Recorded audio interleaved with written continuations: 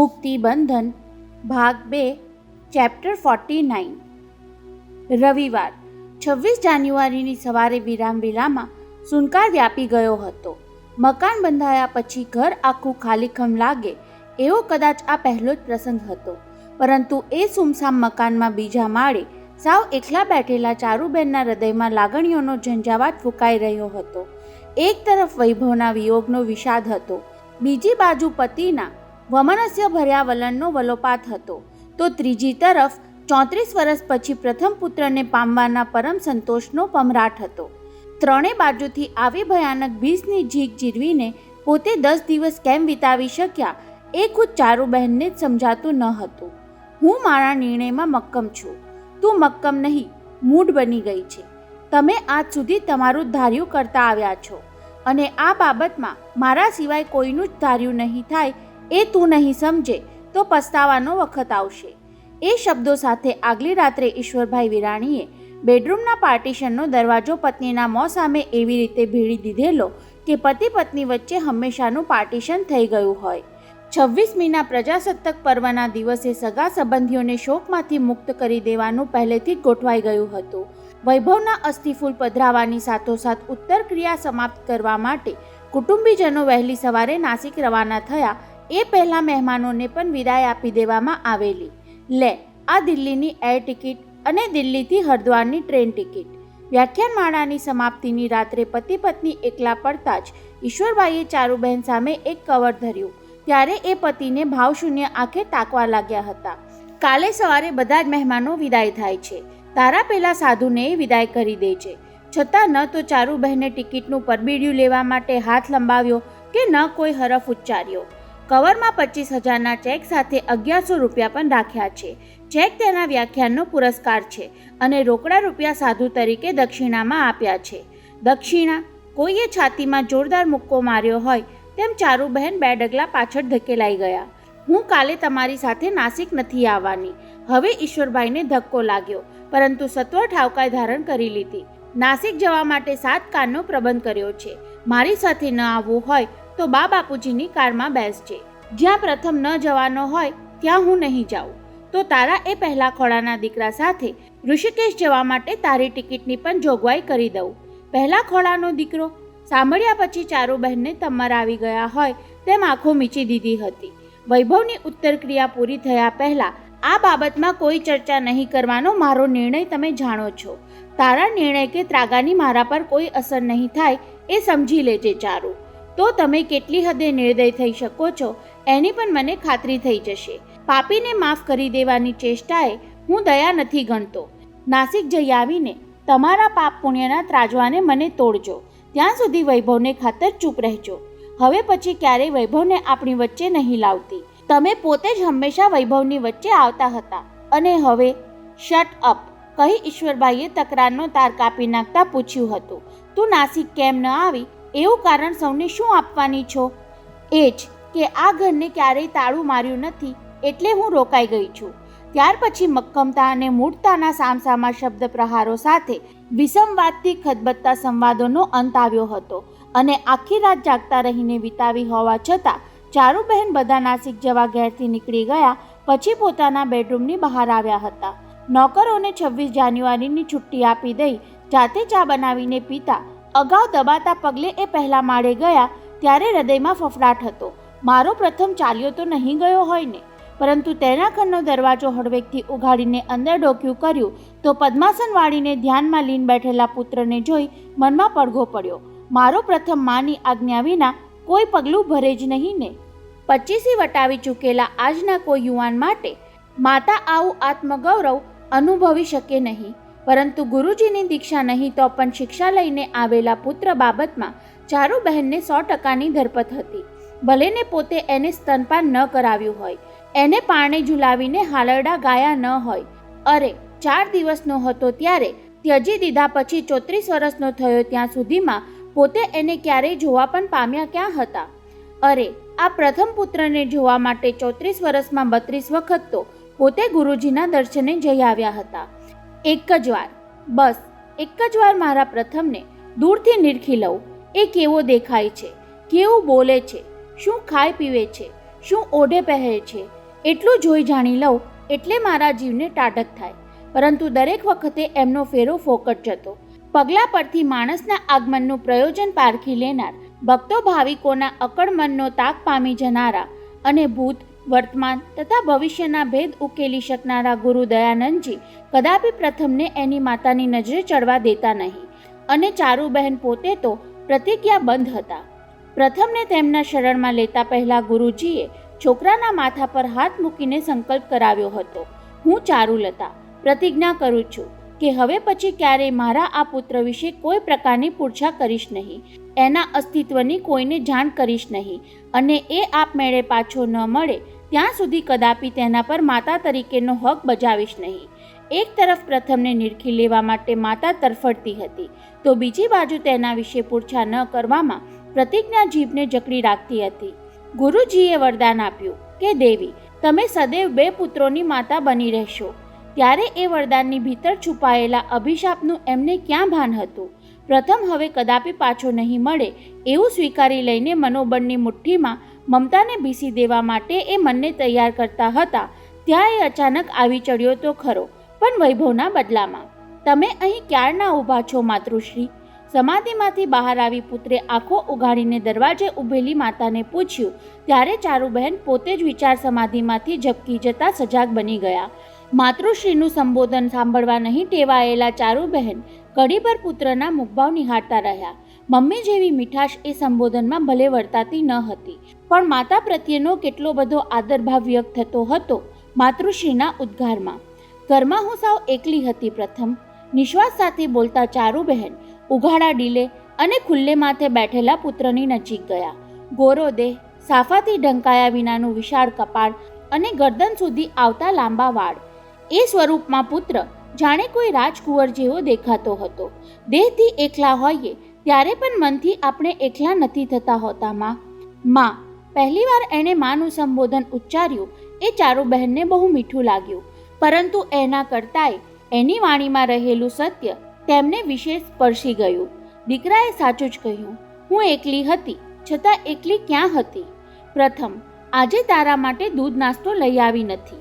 ઘરમાં બીજા બધાની ગેરહાજરીને કારણે પુત્ર સાથે વધુ નિકટતા અનુભવતા હોય એ રીતે ચારુબહેન બોલી ગયા. મને થયું આપણે મા દીકરો સાથે બેસીને નાસ્તો કરીએ, એટલે તને લેવા આવી. હું 5-7 મિનિટમાં આવ્યો માં. તેણે બેઠા બેઠા જ કહ્યું, તમે જાઓ, હું ગુરુદેવનું સ્મરણ કરીને આવું છું. એ 5-7 મિનિટમાં ચારુબહેને પોતાના માટે ચાટોસ બનાવ્યા અને પુત્ર માટે દૂધ બનાવી સૂકા મેવાની ડીશ તૈયાર કરી રાખી. વૈભવના ગયા પછી આજે પહેલીવાર કંઈક ખાવાની રુચિ જાગી હતી. સાથોસાથે યાદ કરતા રહ્યા હતા છેલ્લા વૈભવ સાથે એકલા બેસીને ક્યારે ચા નાસ્તો કરેલા. મગજને બહુ કસ્યું છતાં એવી કોઈ સવાર યાદદાસ્તને સ્પર્શી નહીં. તેમનાથી નિશ્વાસ નંખાઈ ગયો. એક જ ઘરમાં સાથે રહેતા હોવા છતાં કેટલા અલગ અલગ જીવતા હોઈએ છીએ આપણે. 1-2 રૂમમાં ખીચોખીચ રહેનારાઓને ઘરની સંકળાશ પરસ્પર માટે અભાવ જગાડતી હશે. એવી જ રીતે મોટા ઘરની મોકળાશ કદાચ કુટુંબીજનોને અલગ કરી દેતી હશે. માતૃપ્રેમથી આટલા વર્ષ સુધી વંચિત રહેલા મારા પ્રથમને તો હવે કોઈ પણ ભોગે હું અલગ નહીં થવા દઉં. અરે માં, તમારે આટલું કષ્ટ લેવાની શું જરૂર હતી? બીજા માળે આવેલા પ્રથમે કિચનમાંથી માતાને નાસ્તો લઈને ડાઇનિંગ ટેબલ તરફ જતા જોઈને કહ્યું. ત્યારે ચારુબહેન હેતાવડું હસ્યા. સારું થયું કે ઘરમાં આજે કોઈ નોકર હાજર નથી. થોડા નાસિક ગયા અને બાકીનાને મેં 1 દિવસની રજા આપી દીધી. નોકર ન હતા પણ તમારો આ પુત્ર તો હાજર હતો ને, કહેતા પ્રથમે માતાના હાથમાંથી ટ્રે લઈ લીધી. આશ્રમમાં રહેનારાઓને બધા જ કામ આવડતા હોય છે માં, ખબર છે મને. માતા પુત્ર સામસામી ખુરશીમાં ગોઠવાયા એટલે ચારુબહેને સહેજ ગંભીર બની જતા ઉમેર્યું, દીકરા, આ આશ્રમ નહીં, ગૃહસ્થાશ્રમ છે. તારે હજુ ગૃહસ્થાશ્રમની રહેણી કરણી અને રીતિ રિવાજ શીખવાના બાકી છે. તમે તો જાણો છો માં, તમે યોગી ખરા પણ રાજયોગી. માતા તરફ ચાનો કપ સરકાવતા પ્રથમે કહ્યું. રાજયોગીને કુટીરમાં રહેવાનું ગમે અને 5 સ્ટાર હોટેલમાં પણ રહેતા આવડે, હોકે? એનું એ હોકે ચારુબહેનને એવું વહાલું લાગ્યું કે ક્યાંય સુધી પુત્રને મરક જોતા રહ્યા.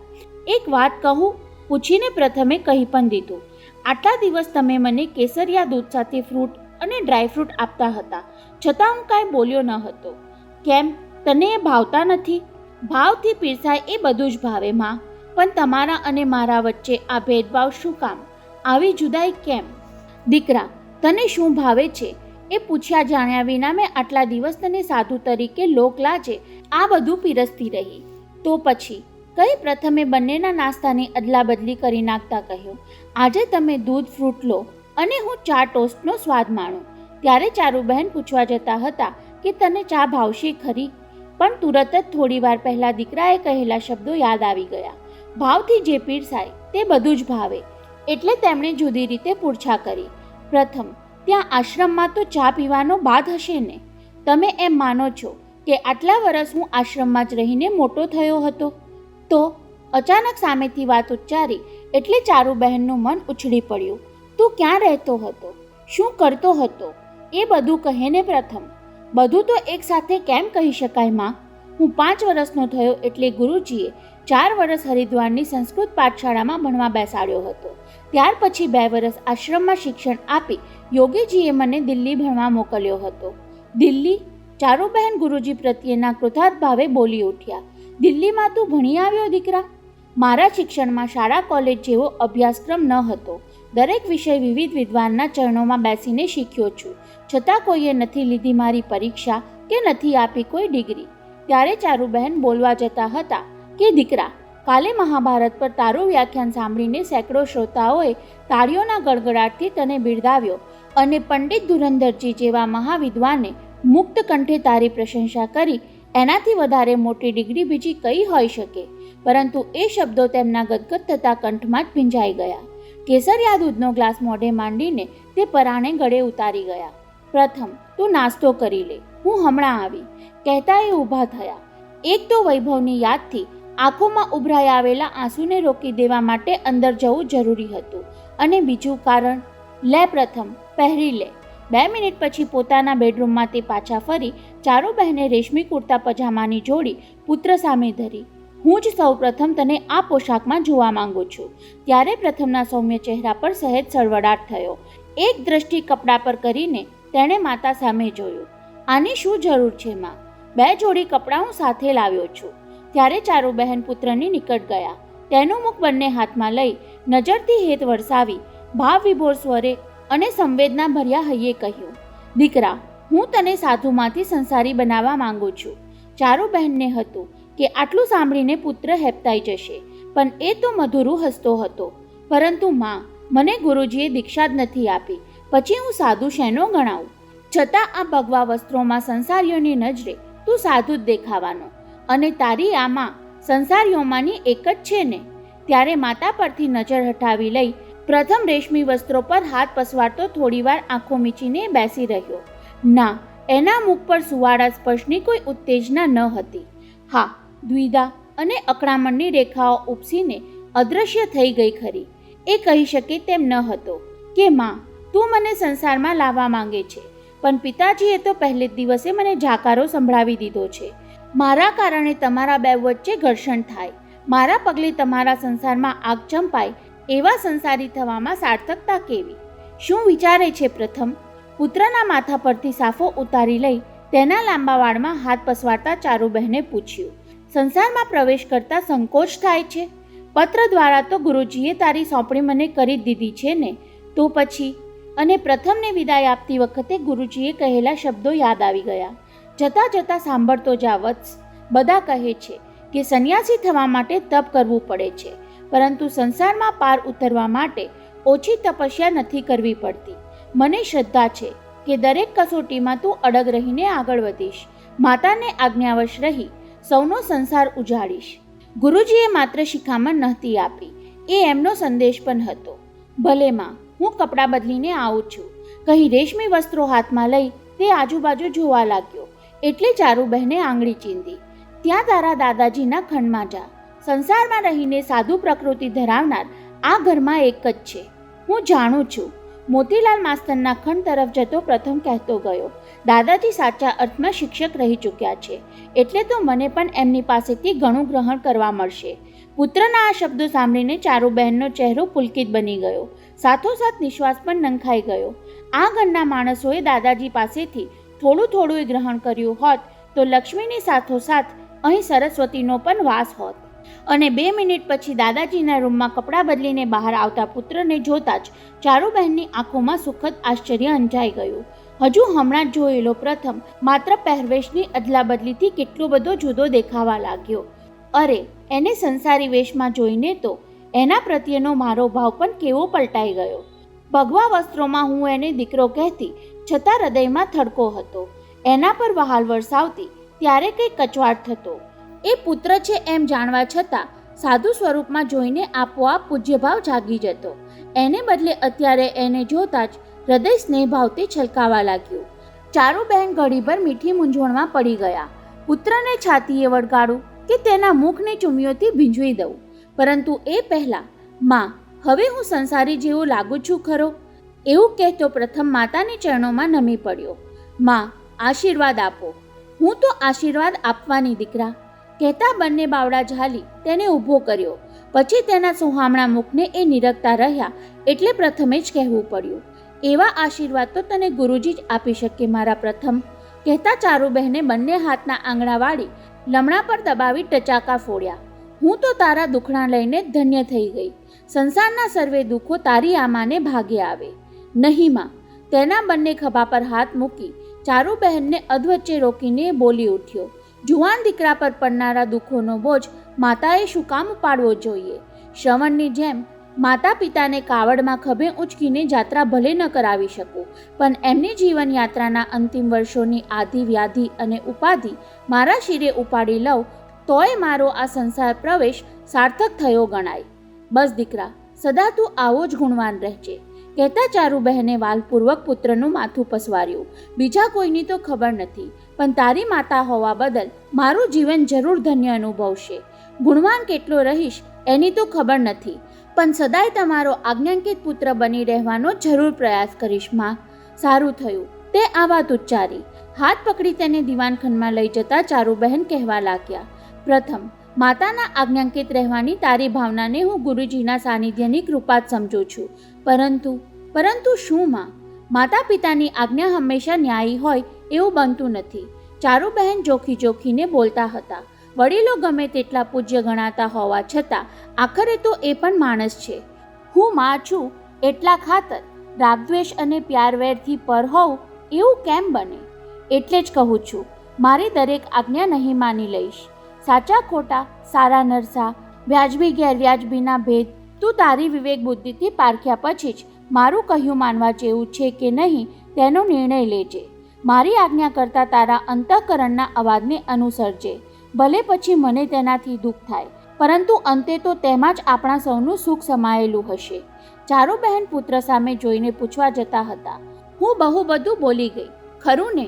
પણ પ્રથમને વિચારમાં ગરકાવ જોઈને જુદું જ પૂછી બેઠા, મારી વાત તને બરાબર નહીં લાગી પ્રથમ?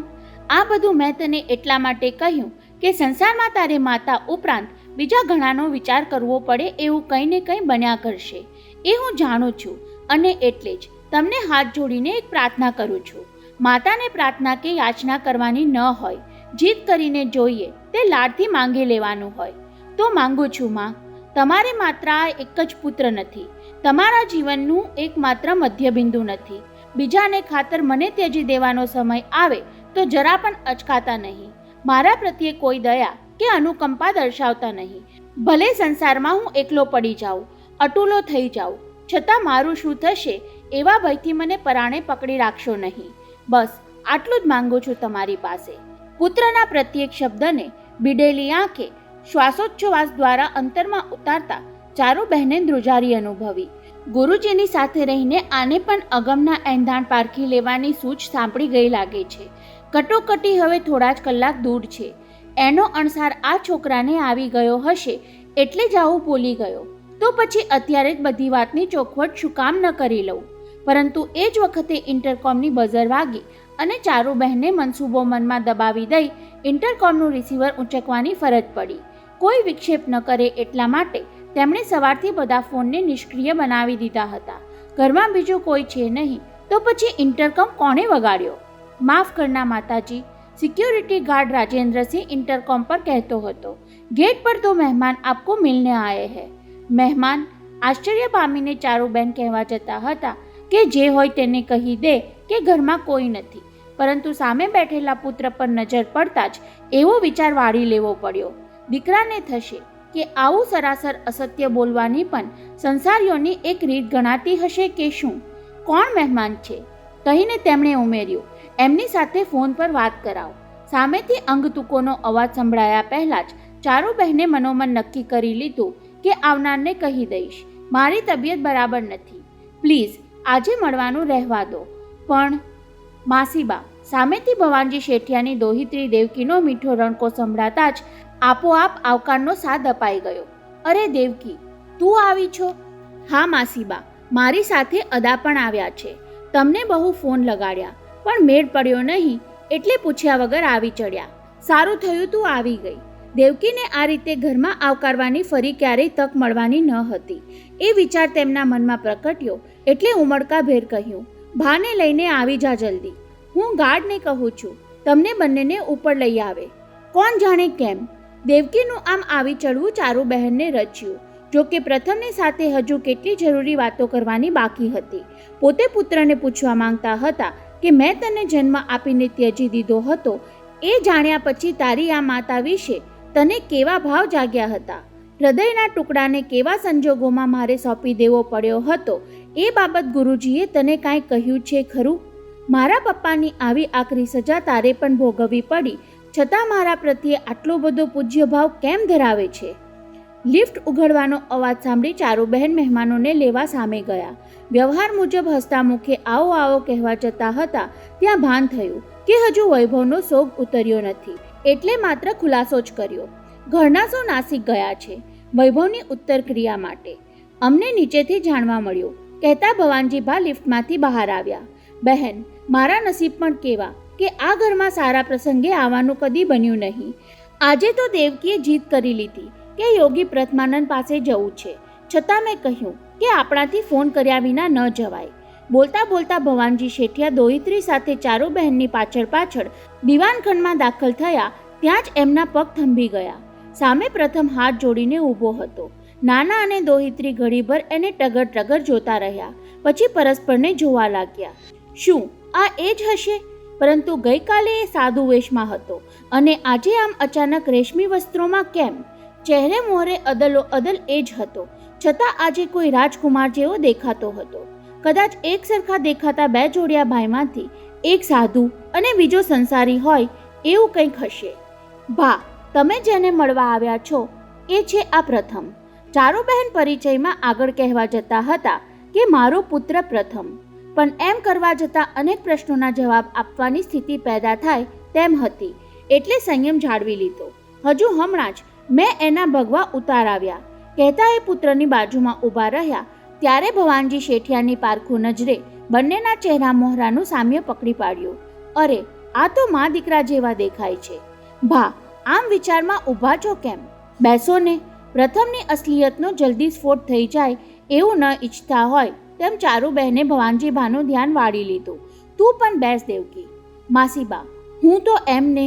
બોલતી દેવકી પ્રથમ તરફ જોવા લાગી. એમને યોગી પ્રથમાનંદ કહેવા કે મિસ્ટર પ્રથમ કહીને સંબોધવા એવી દ્વિધા અનુભવ્યા પછી યાદ આવ્યું, એણે તો મને માત્ર પ્રથમ કહેવાની ગઈકાલે જ છૂટ આપી દીધી હતી. ગઈકાલે પ્રથમે આદાશીશીની સારવાર કર્યા પછી મને એટલું બધું સારું લાગ્યું કે સવારે ઉઠી ત્યારે શરીરમાં કોઈ અજબ પ્રકારની ચેતના વર્તાવા લાગી, એટલે તો જીદ કરીને આવી. અગાઉ સ્પિરિચ્યુઅલ કેર વિશે ઘણીવાર વાંચેલું, પણ સ્પર્શ દ્વારા રોગ આટલા જલ્દી સારા થઈ જાય એ માનવામાં આવતું ન હતું. દોહિત્રી એટલું કહીને અટકી એટલે નાનાજીએ ઉપાડી લીધું. અગાઉ આદાશીશીનો એટેક આવ્યા પછી 3 દિવસ સુધી એનું જીવવું આકરું થઈ પડતું, તેને બદલે કોણ જાણે એણે શું ચમત્કાર કર્યો કે દર્દ ગાયબ થઈ ગયું. એટલું જ નહીં, શરીરમાં સ્ફૂર્તિનો ધોધ વહેવા લાગ્યો કહીને જિજ્ઞાસા દર્શાવી. આ ચમત્કારનું રહસ્ય તો અમને જણાવો પ્રથમાનંદજી. વડીલ, જે ન સમજાય એ ચમત્કાર અને સમજાઈ જાય તો વિજ્ઞાન, કહી દેવકી તરફ જોયું. આપણે યોગ વિદ્યાથી એટલા બધા અપરિચિત છીએ કે માત્ર આસનને જ યોગ માનીએ છીએ. આસનો તો યોગના 8 પ્રકારોમાંનો એક પ્રકાર માત્ર છે. એવી જ રીતે ધ્યાન પણ એક પ્રકારનો યોગ છે. આ બધું અમને કોઈ સમજાવે તો સમજીએ ને. દેવકીએ વાત આગળ ચલાવી. કહો પ્રથમ, આ બધું મને શીખવશો? એનો આધાર તો, કહેતો પ્રથમ અટકી ગયો. હું અહીં કેટલો વખત રહેવાનો છું એના પર છે. એ શબ્દો તેણે જીભેથી પાછા વાળી દઈને કહ્યું. કોઈ પણ શાસ્ત્ર સમજવા માટે માત્ર જિજ્ઞાસા વૃત્તિ જ પર્યાપ્ત ન ગણાય. સાથોસાથ અભ્યાસ વૃત્તિ પણ હોવી ઘટે. મારામાં એવી અભ્યાસ વૃત્તિ તો છે કે નહીં એનું પારખું કરી જુઓ ને. સાંભળીને પ્રથમ માતા સામે જોવા લાગ્યો, પણ ચારુ બહેન તો બંને વચ્ચે થતી વાતચીતથી પ્રસન્નતા અનુભવતા દેખાયા એટલે પ્રથમે તેને સંમતિ માની લીધી.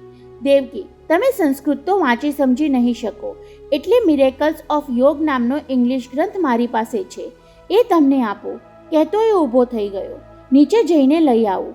ચાલો, હું પણ આવું, કહી દેવકી ઊભી થઈ ગઈ. એ બાને તમારા બીજા પુસ્તકોએ જોવા મળશે. પ્રથમે તેમાં વાંધો લેવા જેવું કંઈ હતું નહીં અને પાછું ચારુ બહેનને પ્રોત્સાહન આપ્યું. જા દેવકી, તું પહેલીવાર વિરામવિલામાં આવી છે, એ બહાને ઘર પણ જોવાઈ જશે. લિફ્ટને બદલે પ્રથમ સીડી ઉતરવા લાગ્યો એટલે દેવકી પણ દિશા બદલીને ઝડપથી તેની સાથે ચાલી. હજુય મારા માનવામાં નથી આવતું ચારુ બહેન. શું? ફડકા સાથે ચારુ બહેને પૂછ્યું. તેમને હતું કે ભવાનજીબા હમણાં પ્રથમ વિશે પૂછપરછ કરશે. કાલે આ જુવાનને દેવકીનો હાથ પકડી સારવાર કરતો જોયો ત્યારે એના ચહેરાના તેજ અને વાણીની મધુરપથી એવો પ્રભાવિત થઈ ગયો કે શું ભા, ઘડીભર મને થયું મારી દેવકી માટે આવો મૂર્તિઓ મળી જાય તો ધન્ય થઈ જાઓ. બોલતા બોલતા એ ભાવ વિભોર બની ગયા અને જાણે ચમત્કાર થયો હોય તેમ 16-17 કલાક પછી એ સાધુમાંથી ગૃહસ્થી તરીકે પ્રકટ થયો. છતાં ચારુબહેન અબોલ રહ્યા એટલે તેમણે ઉમેર્યું. હમણાં બંનેને સાથે જતા જોઈને ફરી એ જ તર્ક મગજમાં ઝબકી ગયો. બંનેની જોડી કેવી જામે છે. એ પ્રસ્તાવ ચારુબહેનને ઉછળી પડવા જેવો ઉત્તેજનાત્મક લાગ્યો, પરંતુ વૈભવના મૃત્યુની મર્યાદા અને પ્રથમનો ભેદ જાળવી રાખવાના તકાદાએ તેમને રોકી રાખ્યા. એક વાત પૂછું બહેન? પ્રથમ સિવાયની કોઈ પણ વાત પૂછજો ભા. ચારુબહેને પાળ બાંધી દીધી એટલે ભવાનજીબા ખચકાઈને થોડીવાર ચૂપ થઈ ગયા અને એ તકનો લાભ લઈ ચારુબહેન ઊભા થયા. પહેલી જ વાર તમે ઘેર આવ્યા અને તમને પાણીનું પૂછવાનું ભૂલી ગઈ હું તો, કહેતા એ પગ ઉપાડવા ગયા ત્યાં ભાઈએ તેમને રોક્યા.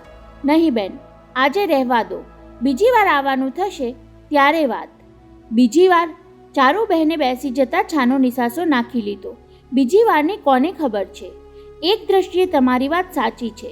હજુ વૈભવનો શોક ચાલે છે એટલે અમારું ઘર સૂતકી ગણાય. કુટુંબીજનો સિવાય કોઈનાથી પાણી પણ ન પીવાય. મને એવો કોઈ બાદ નથી. પણ કઈ ખુલાસો અધૂરો છોડીને એ મૂળ વાત પર આવી ગયા. ચારુબહેન, તમે કહ્યું એટલે પ્રથમ વિશે હું કાંઈ જ નહીં પૂછું. પણ એમનું પણ સાંભળીને ચારુબહેન જિજ્ઞાસાભેર ટટ્ટાર થયા. ધારો કે મારે આ મૂર્તિયા માટે દેવકીનું માંગુ નાખવું હોય તો કોને કહેવું? અનહદ આનંદ ઉપજાવે એવા એ પ્રસ્તાવે ચારુબહેનને મૂંઝવણમાં નાખી દીધા. મારી પાસે માંગુ નાખો ને, એમ કહી શકે તેમ ન હતા અને આવતીકાલે શું થવાનું છે એ જાણતા ન હતા. એ દ્વિધામાંથી તેમને ઉગારી લેવા માંગતો હોય તેમ પ્રથમ હાથમાં 2-3 પુસ્તકો લઈને દેવકી સાથે પાછો ફર્યો. માસીબા, અંકલે મકાન બહુ સરસ બનાવ્યું છે. દેવકીએ ખરા દિલથી પ્રશંસા કરી ત્યારે ચારુબહેન એટલી બધી ખુશી ન અનુભવી શક્યા. મકાન બહુ સરસ છે, પણ એમાં રહેનારાઓના જીવનમાં એટલી શાંતિ ક્યાં છે? ચાલો બહેન, અમે ઉઠીએ. ભવાનજીભાને થયું કે પરાણે વધુ વાર બેસવાનું ઉચિત ન હતું એટલે રજા માંગી. દેવકીને કંઈ કામ હશે તો ફોનથી પ્રથમનો સંપર્ક કરશે. ભલે ભા. ચારુબહેનને વિદાય આપવા માટે ઊભા થઈને હાથ જોડ્યા. તાજા મૃત્યુવાળા ઘરમાં આવેલાને જતી વખતે આવજો ન કહેવાય એટલે લિફ્ટ સુધી સાથે જતા જતા કહેવા ખાતર કહ્યું, મોડી રાત્રે અથવા કાલ સવાર સુધીમાં તો બધા નાસિકથી આવી જશે, કહી તેમને લિફ્ટનું બારણું ઉઘાડી આપ્યું. નાના અને દોહિત્રી લિફ્ટમાં ગોઠવાયા એટલે ચારુબહેને પુત્રને કહ્યું, પ્રથમ જરા એમને નીચે સુધી મૂકી આવીશ? નહીં રે માસીબા, એવી કોઈ જરૂર નથી. દેવકી એટલું બોલી એટલી વાર વાંધો ચારુબહેનને કોણ જાણે કેમ કંઈક જુદું જ સ્ફુરી આવ્યું. એમ કરો ભા, પ્રથમને તમે સાથે લઈ જાઓ. કારમાં દેવકી એને મુંબઈ દેખાડીને અહીં પાછો મૂકી જશે. ભવાનજી ભાને સાથે કોઠે દીવા થયા હોય તેમ ખુશખુશાલ ચહેરે હાથ પકડીને પ્રથમને લિફ્ટમાં ખેંચી લીધો. ચારુબહેન, એ બહાને હું તેને મારું ઘર પણ દેખાડી દઈશ. અને બીજી જ ઘડીએ લિફ્ટ નીચે ઉતર્યા પછી ચારુબહેનને ખ્યાલ આવ્યો કે પ્રથમના પગમાં ચપ્પલ તો નથી, પરંતુ તરત મન વાળી લીધું. શુભ કાર્યની શરૂઆત ઉઘાડા પગે થાય તેમાં ખોટું શું છે?